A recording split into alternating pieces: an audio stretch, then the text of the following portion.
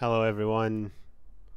Welcome back to a very special episode of the Fnatic podcast. I am still your host, Mr. Incognito, aka Matt Scott. Welcome to week 3 recap of the LEC. Hello, everyone who's joining in right now. I'm seeing a few new faces. Thank you for joining me today. As you know, it's tradition here that we bring out the glasses when we beat G2. And week 3 was absolutely the case. And we'll go over this in a few minutes. I'm also repping the new Water Element Fnatic hoodie, which is absolutely amazing. Probably one of the best merch they've produced in recent times. I'm having a hard time to... there we go. Yeah, look at this. How nice is it? But yeah, so the quality is pretty good, to be honest. They have like this double... I don't know what to call it. Mesh or something. It's super solid. And even the print on it is very nice. You have the little champion logo right here with the embroidered logo there. You've got a big, let's see if it shows on camera, but like a big Water Fnatic logo in the back, which is very nice as well. So I don't know if they're still available for sale, but if you if one catches your eye, I would definitely get one. They're very comfortable as well. The hood's absolutely massive. This is an M, by the way, and it fits super properly, just right at the wrist, nice and tidy. Yeah, so that was your merch review of the day. Hope you enjoyed it. But to get back to the podcast, for those of you who've watched the LEC and those who haven't, well, this is your time to get a little recap on what happened during week 3. Now, I did announce it last time that week 3 was going to be a week of bangers, and it did not did not disappoint at all. A lot of teams that we were expecting to win did not, and a lot of teams who were struggling in the past couple of weeks are certainly making a resurgence. So we'll be going over all of this in our first segment of the LEC. Obviously, we'll be going over the exceptional 2-0 week of Fnatic, showing massive improvement over week 2, which was an absolute clown show disaster of a week. Obviously, due to a lot of sickness, a lot of things not going in the ways of Fnatic. So it's nice to see an actual change for this time, and they were able to apply those changes during this week. And we'll go over our usual week 4 predictions. Thank you everyone who voted in the polls again this week. Make sure to vote for all 10 games. I see people who only vote for like the first and last game. That's because the way Twitter shows it. Make sure to spread the thread with all the polls so you can vote for every day. Wunder is looking massive. The split best player so far.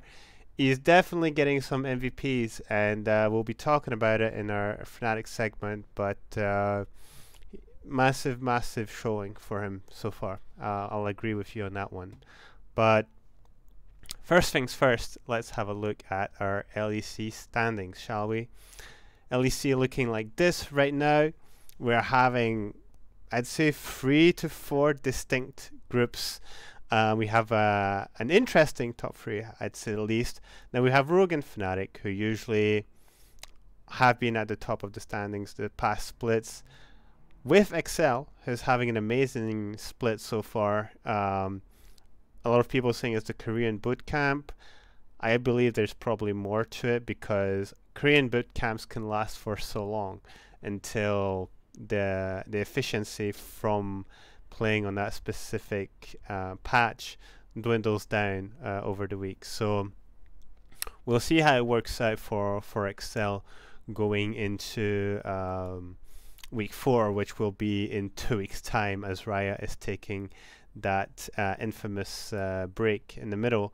They did get their second loss of the split against Rogue, who is having a bit of a comeback themselves. I believe they're on a 5-game winning streak, more or less. They started 0-2 first week, and then had the last win on the last day of the Super Week, and I believe they've kept on winning since. So, as I would say, news of Rogue's demise were greatly exaggerated, and I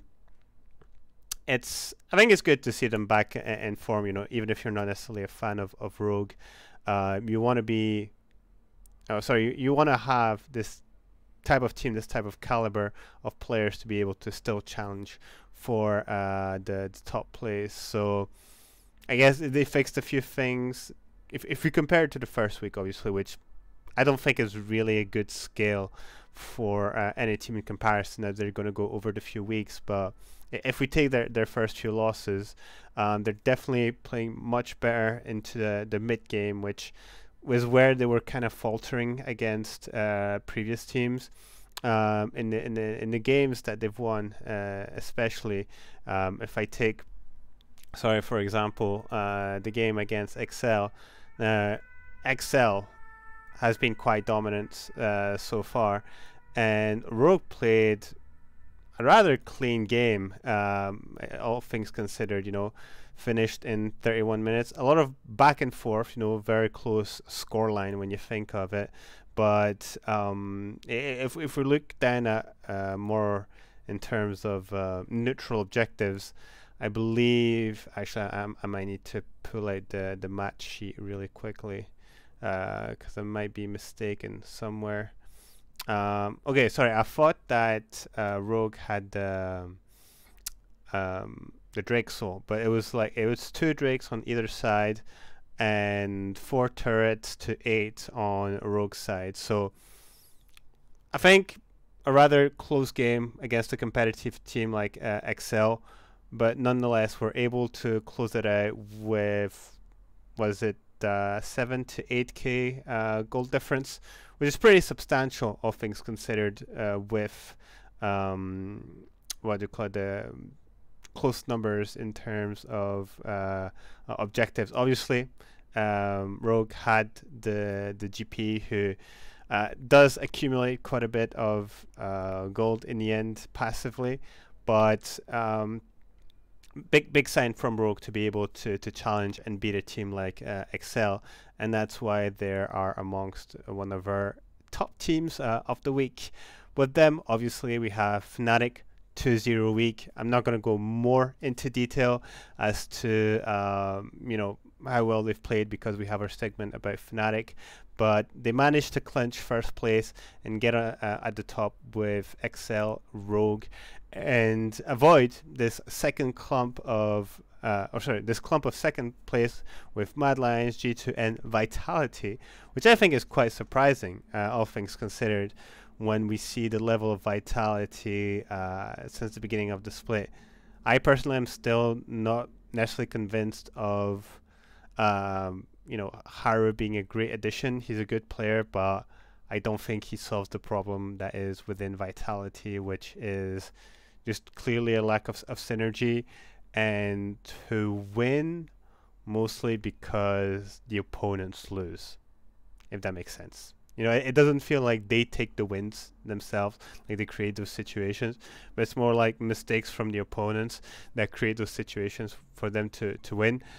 They managed to be in that sort of playoff spot, which is top 6.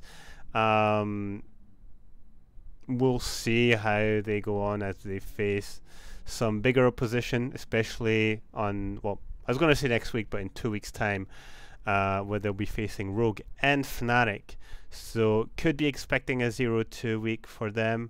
I don't see them being able to challenge some of the top 3 teams at the moment. Right now, the fact that they were able to beat SK was not a surprise, because they're really struggling at the bottom.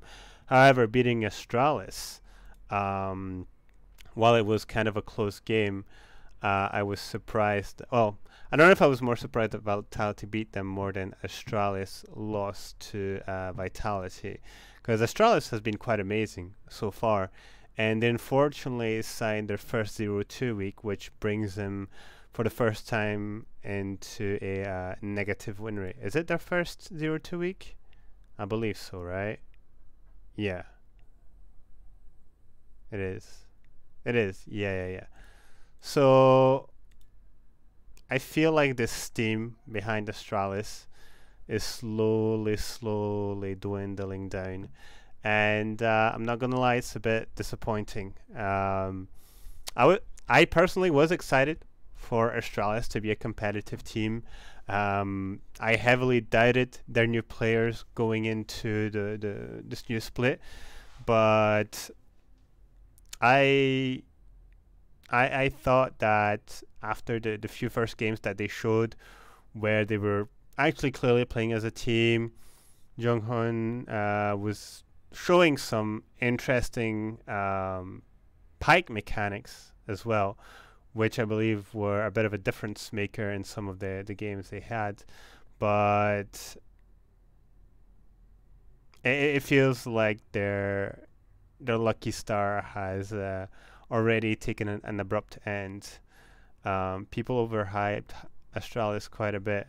Well, I don't think it's how would I say this? It's a bad thing that I hyped them up, because you're talking about a team that's historically always been at the bottom of the standings. You know, either fighting for 9th or 10th place, and going into the new split with a heavily changed roster, taking in players that, you know, if you look at them at face value, you don't necessarily feel like there's such a massive upgrade compared to what there was before, especially in the top lane, in my opinion, White Knight compared to the Chachi. With that said, they were able to play well enough that they got themselves into that top position of the standings, and now they face their first 0-2 week. The real question is, how do they react? Do they go back into the organization's bad habits, which is just, you know, plummeting down, and it was a bit of a honeymoon situation with the new team, and that was it? Or are they able to, you know, learn from their mistakes, actually come up with a strategy, and be able to garner a few wins to get back into that top 6, into that playoffs position? So that's going to be the real question for them. Unfortunately, they do hit one of our negative teams, disappointing teams of the week, along with G2. Now, G2, just like Astralis, are hitting their 0-2 week when they are meant to be the best teams according to a lot of specialists in the field. And obviously, they lost against Fnatic, but they also lost against our good man Nisqy against Mad Lions. Now, what surprised me the most on this Mad Lions game was that they pretty much got, I wouldn't necessarily say hard stomped, but they didn't get much out of the game. 3 turrets, you know, obviously they did manage to challenge for a few dragons, but apart from that, not a lot of space on the map taking in terms of turrets. Now, I will say this: Unforgiven did have the game of his life. I think he definitely, I don't know if I should say overperformed, but he had an MVP performance with the Twitch, which, funnily enough, was also the downfall of G2 against Fnatic. So maybe we're going to see a few Twitch bans coming into the next week of games for G2, but it's a big punch in the face for G2, who was comfortably with only one loss at the top of the standings, and now they're in that second segment along with Mad Lions and Team Vitality at a 4-3 score. Not the end of the world, obviously, due to fans and saying best of ones don't matter. I mean, in a sense, it's not really wrong. You know, what counts is really making it to playoffs, and then it's how you play in the playoffs that really matters. They did show in the previous split. They went 3-0, 3-0, 3-0, 3-0, 3-0 until they got the trophy. So, you know, I don't think they're really afraid of a loser's bracket. I'm sure they'll be able to fix whatever issues there's been. I think mainly in terms of drafting and how they want to play the map. I mean, I'll speak again with Fnatic, but especially in that case where they were unable to shut down Wunder in the top lane, when the Trundle pick really is made to go against those pick tanks and prevent them from getting away during ganks. I don't see teams like T1 RNG losing against BDS in best of ones. I mean, if you play a game 1,000 times, 1,000 best of ones, who knows? You know, so there is a universe where T1 and RNG lose against BDS.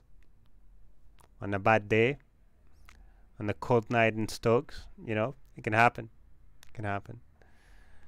We're saying this generation of ERL players are mediocre as fuck. You can tell by watching Astralis support taking over LEC supports.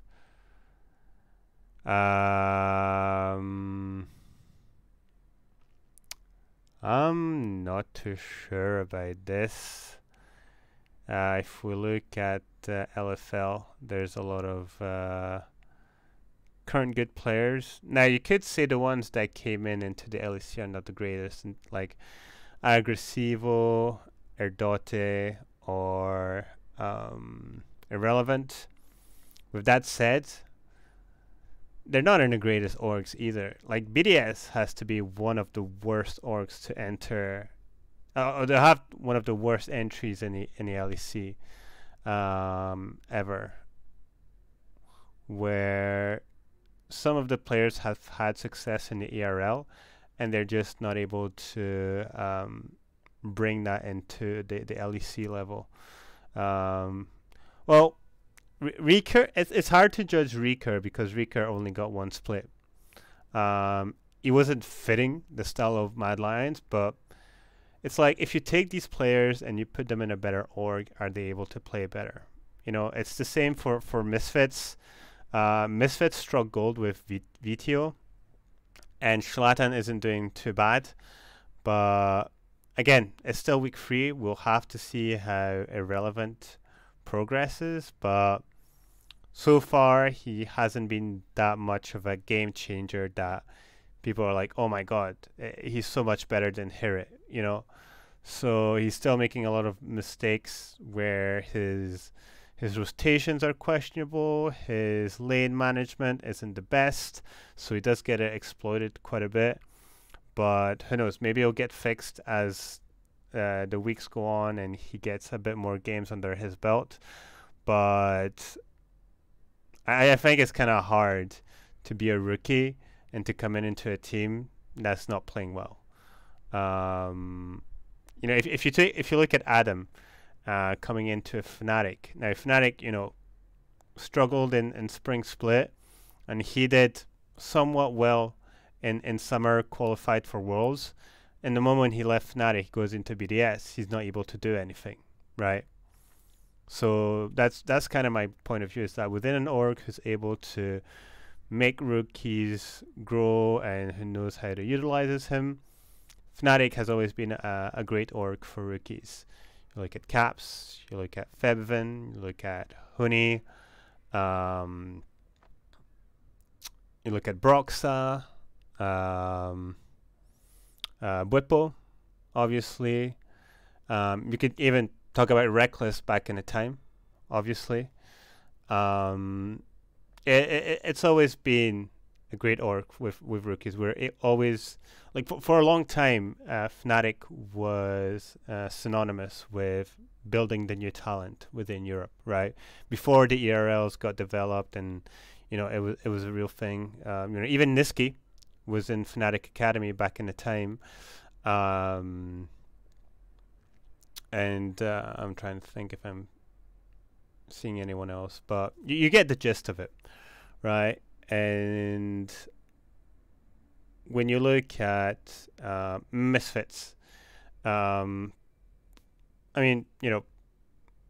is doing more or less well. I think he's doing better than what was expected of him. Again, Vito, I think, is really the diamond in the rough that they managed to get. And in my opinion, if he joins a different team in the future that's a bit higher, let's say, I don't know, Caps decides for some reason to leave and G2 gets Vito, I'm sure Vito is able to do a lot of great things, Thing is like his options aren't really open. Were Larson to leave next season for some unknown reason, he could go to Rogue, or Excel could try to snatch him. Is Excel considered a top team following their recent results? I don't know. But they're doing well with their rookies, with Markun. Not necessarily as much with Advien, bless his soul. But yeah. I'm trying to think of something else here. I can't remember what I was talking about.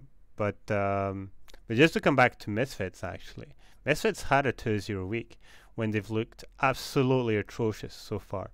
The 1v9 VTO strat didn't find its place in the first 2 weeks, and against, who was it? Mad Lions, I believe it was.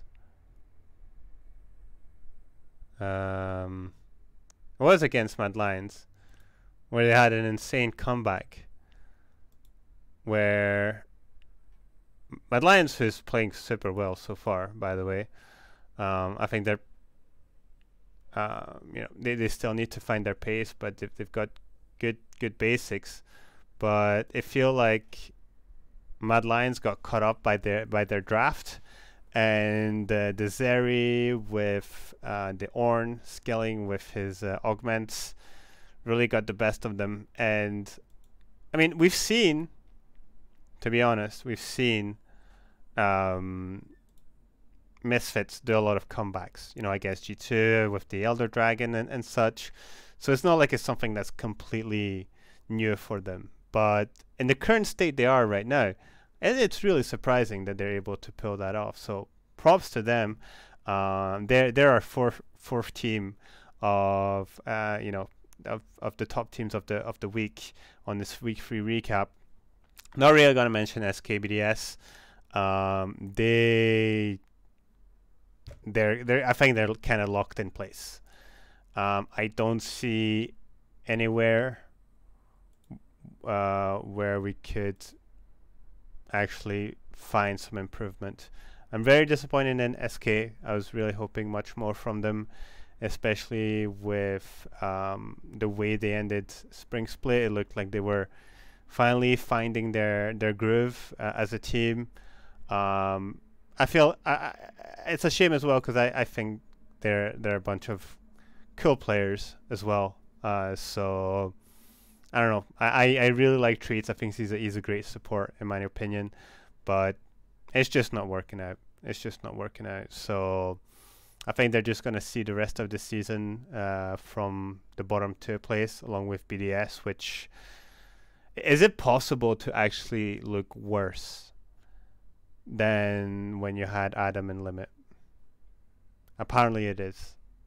I didn't think it was possible. I thought by actually having a top laner that wasn't going to run it down by default, they're actually going to create something, that Syncroft was actually going to be unleashed. And no, they're somehow able to be worse. So I think that Grabs is just done with this team. And again, I think he's going to see the season out. He's going to do the best as he can, or not. and then he's just going to completely overhaul the team. I think he's going to use some of his network to bring in some good players and create a team that's actually challenging, because he's brought in all these mates from G2. He's got Angel Archer, I believe her name, who was the analyst for G2, who now works for them. I believe another like analyst who was with G2 followed him as well. Is it Duffman? I believe it's Duffman. Let me check real quick. I believe Duffman came with him, and I rate Duffman. Yeah, he's an analyst for Team BDS. So, and he was with G2 before. And he was pretty decent, in my opinion. But yeah, that's about it for week 3 of the LEC. A lot of upsets, especially from Misfits and Vitality. Now, do they manage to keep the groove going on? I'm just really curious if that extra week off is going to change anything in the momentum of the teams, or if it's just going to be status quo and the winning teams are going to win and the ones who are struggling are just going to stay at the bottom. If we're looking at the standings as they are today, I think we're pretty much looking at our playoff composition. I would say the 6th place will probably be played between Vitality, Astralis, and Misfits. If I had to put my money on a team, that's a hard one. That's a hard one. It might be Vitality. If Bo manages to be part of Vitality, I think he's able to secure them that 6th spot. Otherwise, it could be Misfits. But there's a lot of weeks to go still, where we're only at roughly a third of the season. So anything can happen. Anything can happen. But with that said, let's talk about our 2-0 week. The reason why you came here today is to talk about this. What a week it's been, especially with, you know, how scary the previous week was. Massive loss against Mad Lions and a horrible Clown Fiesta against BDS of all teams. And we completely switched it around this week. First of all, going against Astralis now. Astralis, obviously, before going 0-2 this week, they were at the top of the standings. And they were, I believe, higher than us or at the same scoreline. But still, they looked very competitive. They were able to challenge some of the top teams. While not being able to win, they were able to, you know, create some damages. And I'm not gonna lie, the beginning of the Astralis game was a bit scuffed. I believe was Mad Lions. Was Astralis the ones to get first blood against us? I believe so. I watched the replay like last week and I've completely forgotten everything. It's terrible. Let me check again if I can catch the replay really quickly. It doesn't want to load for me.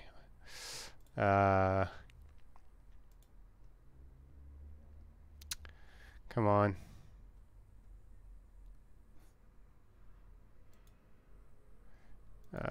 I'm sorry, PostChamp.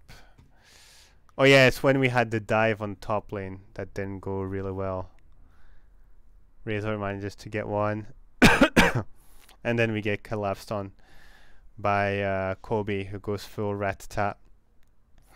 So yeah, that moment kind of looked scary. At the time, we were like, oh, Astralis are looking much more proactive. But we managed to get a good team fights here and there, especially around the Herald, and against the Drake, where sorry, I think I'm just gonna close my ventilation real quick. I think that's what's making me cough. where Wunder hits a massive belly bop onto two players of Astralis, and I mean his Gragas is pretty lethal, to be honest, and when he's able to play it correctly, he just becomes MVP. He did so. It's really weird. I'm not sure when he throws his cask. He just tries to create damage, or he's trying to make the sort of cask into belly bop into Q combo, because there's some moments where he throws it onto the Twitch, and it's like, okay, you've just hit him for like 50% of his damage because you're going full AP, but what was the objective? Were you really trying to burst him and trying to make him come back to you and slap him and just one-shot him? Or are you just trying to scare him, saying, look, I'm pretty fat right now, I'm going to be able to smack one of you guys, so don't get close to me. So it's still, I think, all in all, a massive performance from Wunder. Gets the MVP. I think it's his second MVP so far. I believe his first MVP was also on Gragas as well. But all in all, I think what was well done was especially the draft, where Astralis did get in, what do you call it, a heavy sort of burst engage comp with the Rakan, the Twitch, and what do you call it, the Victor. But there was like too much poke from Fnatic with the Azir, the Zeri, and Hylissang being able to disengage with his R. So definitely a smart draft on here. Humanoid doing, I think, the craziest Shurima shuffles we've seen from him. And people obviously were dieting him quite a bit, saying that he was not playing super well. I'm seeing people saying in the chat that's playing a bit more passive. I mean, if you look at this game in particular, he manages to find those angles with the Shurima shuffle. So I wouldn't say as passive as you think he was. He's definitely, I would say, not as flashy as he can be, but he makes the right plays at the right time, at least on this game. Razork, again, very convincing game on his Volibear. Definitely a massive comfort pick for him.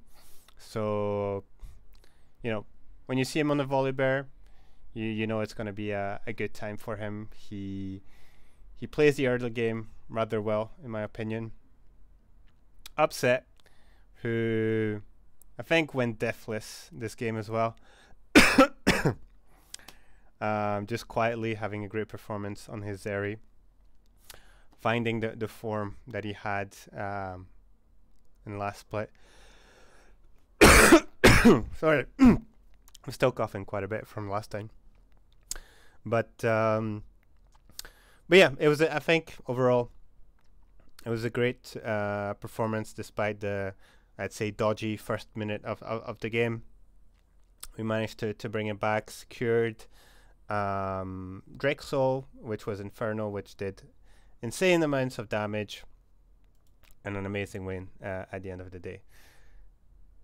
Going on to the next game, now that was the big challenge, going against G2. Obviously, G2 did lose on that same day against Mad Lions, but we know that when G2 loses, they come into the next game super angry. They want to take their revenge, and that's why you got to be super careful here. What I will say, first of all, in terms of draft, is that I'm super happy that we got Wunder on a tank champ, first of all.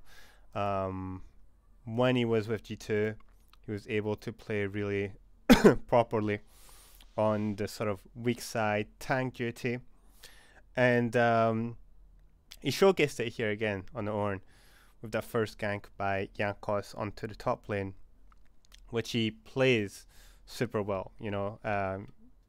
seeing how far he was into the lane. I think most players would have died to this gank. Instead, he outplays it super well, creates an opportunity for Razork to collapse. They managed to get a double kill. And speaking of Razork, I believe in the Wunder Razork duo. Yeah, I mean, absolutely. Absolutely. I mean, he was more flashy last year with Mad Lions, even solo killed Shokemaker. I mean, in the big games, he will show up. Obviously, we had the uneventful playoffs, but he always tunes it up for the bigger stage, for the bigger games. And I'm sure when we get to playoffs, it'll be the same thing. But that's a story for another time. Just talking about Razork's game on the Viego. This man was on a personal mission of wrecking G2. Wow. Now, what I would suggest you guys do is look at the first minute of his jungle clear. I've seen a lot of people criticize Razork for saying, oh, he's not like a smart player. He's a mechanical player, but he's not a smart player. As in, he's not going to path efficiently. He's just going to go to the most obvious ganks and then just outplay them with his mechanics. On the game against G2, Caps places a late ward onto Razork's chickens, right? So he knows where he's starting because he starts with no leash. What he does, instead of just pathing upwards, doing his red side camp and then doing his blue side, he goes straight to his blue side, just in case he, Jankos decides to invade and gets his camp, and then paths the other way around, gets his red, and gets the gank on top side, gets the first blood given to Wunder, which from there on out, Wunder's game is done. He just doesn't die to Gangplank. If he gets ahead early, because the GP into Ornn matchup is a hell for the Ornn player. I can't remember which game previously on that day had the same matchup, and the Ornn player was just like hugging his turret, and even that wasn't enough. Instead, Wunder just went complete Giga Chad and was like, no, I am the top laner here, and just completely deleted Broken Blade from the map and made him irrelevant when you're talking about a GP, a hyper scaling champion. And Wunder getting that first kill, getting that advantage, being able to chill in lane, proc his passive, not die, and actually get a push onto Broken Blade was absolutely massive. When you combine the fact that he dodges the gank and instead turns it into a double kill for Razork, I think from there on out it was like done. Razork gets a super early Divine Sunderer and just snowballs his lead. Double whammy for G2 when they start the Herald and Razork actually comes to steal it in the end. And on top of that, they give a kill. It was a disaster game for Jankos. Was that, Jankos is smart but low mechanics? I don't necessarily agree with that. I'm sorry. I think Jankos' mechanics are pretty decent. A lot of people like to meme him for his Nidalee spears and stuff like this, but he's pretty decent. He's pretty decent in terms of mechanics. The things he's able, like the outplays he's able to do when he's really on form. I think that's what makes him one of the top junglers as well, on top of being a smart player. But with that said, obviously, Razork just played absolutely outside of his mind. I'm feeling from Razork, he's been contaminated by the aggressive Hylissang virus, where he just goes forward. He's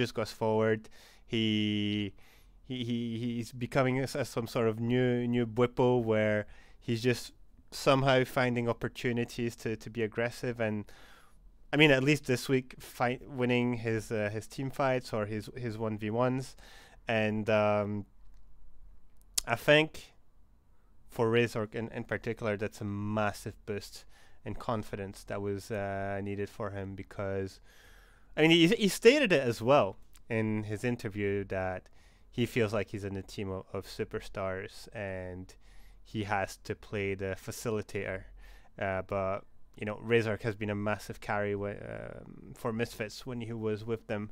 So I think he still wants to be able to showcase that side of him.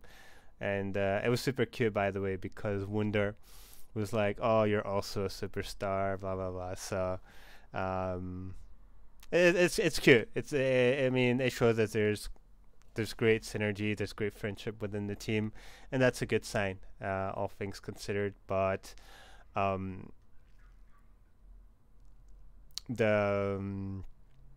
was I gonna say? Oh, yeah, the other thing was obviously Upset on his Twitch, which was really having a chill game. And if Razork, Wunder, or even Humanoid are able to carry the game and it doesn't rely on Upset, and Upset just plays his game, scales, gets his items, he's having a chill game. I mean, that last team fight where he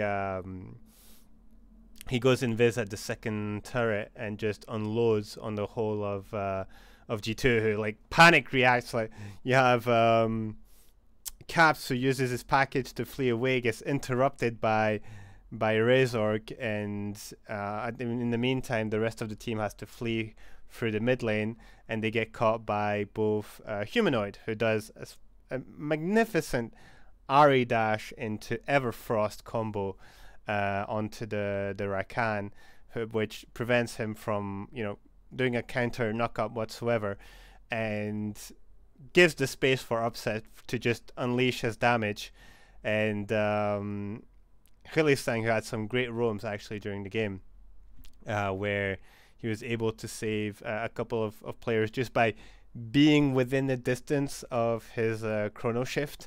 So no, the whole team played really well. Obviously, Razork, massive MVP performance, just completely shut down Jankos, set up the pace of the game, got us the objectives, got us soul, and had a massive presence in the final team fight.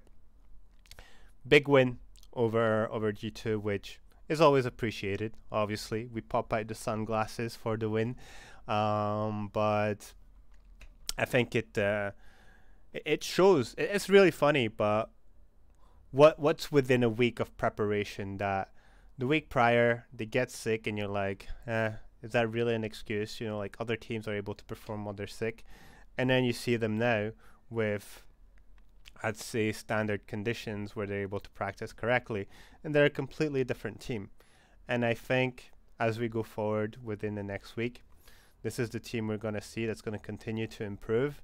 And if we don't mental boom like we did last time, we should be looking pretty good going into playoffs. So what my expectations are going into week 4, which will be in 2 weeks, as we face Vitality, and who else are we facing? Misfits? No, Vitality and Misfits are the teams who are on the uprising. Still feel like they shouldn't be much of a challenge for us, but who knows? Who knows how they appear on the day and how we appear? But I think we would be able to continue that 2-0 trend, and if we can get another Razork MVP performance, I think that's a good sign to see how he's able to impact the team as a whole, and maybe shut down some of the criticisms that we've seen from him on the couple of first 2 weeks. But yeah, that's going to be my 2 cents on this insane week. Let's just move it straight to our predictions. So you guys got a 2-point lead. It's starting. I fell a bit behind. I can't remember on which games, but for the next week of games, we don't have much differences. I think you guys are getting overhyped by Vitality by voting them on top of Rogue this week. So maybe I get a point back. But week 4, if nothing goes crazy, should be a really standard week in terms of results. I'm not expecting some crazy upsets. Excel versus Astralis, Excel, BDS Mad Lions, Fnatic Misfits, G2SK, Vitality Rogue. You guys voted for Vitality. Who knows? Maybe this is the upset that we'll be expecting. Going into the second day, more or less the same thing, I believe. Excel, SK, Mad Lions, Astralis. Could be the game where we get a surprise, where Astralis comes back to form. Rogue versus BDS, G2 Misfits. G2 Misfits seems to be their new challenger, where they're always able to pull something from the hat. So who knows? Maybe we'll get also an upset here. Fnatic versus Vitality. I feel we're way stronger, just in terms of macro and team play. If we draft correctly, shouldn't be much of an issue. So yeah, quick predictions for week 4. There's gonna be a bit of time to wait. But yeah, that's gonna be all for today's podcast, guys. As usual, thank you for tuning into the live, or for those watching on YouTube. Make sure to follow, subscribe, whatever buttons you are on Twitch, so you know when I'm going live. And on YouTube, every time I post the VOD, it gets straight into your subscription box. Amazing how it works. You can also follow me on the socials, MattScott_ for my personal, or you go at IFB Podcast. I post on everything concerning the podcast. I also do somewhat live commentary on our Fnatic games. So yeah, that's about it, guys. Thank you for the people tuning in. Thank you to the people who chatted in Twitch. I'll see you in 2 weeks this time, which will be probably one of the let me check the calendar. Almost last podcast before I go on a 2 weeks holiday in August. So yeah, a couple of podcasts to go then, and then sayonara. I'm going to the beach, guys. So I'll see you then. Enjoy the free LEC weekend, and I'll see you in 2 weeks, guys. Bye.